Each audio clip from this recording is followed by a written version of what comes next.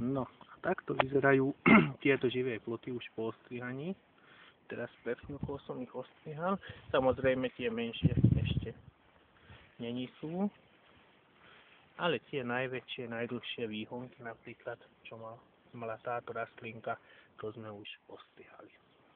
No a chcel som vám ešte ukázať jednu vec. Dosť veľa e-mailov dostaneme, že ten živý plod nerastie a ten živý plod nie je taký, ako ja ukazujem na obrázkach. No takže, tu je živý príklad plotu, ktorý kmeň som nechal vyrásť ako stromček. Plánujem z toho mať velikársky stromček.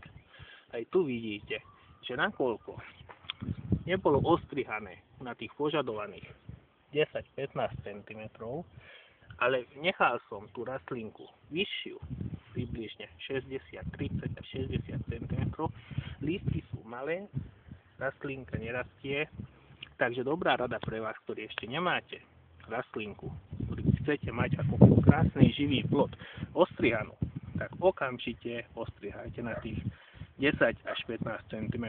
Nebojte sa, rastlinka bude oveľa krajšia ako je teraz.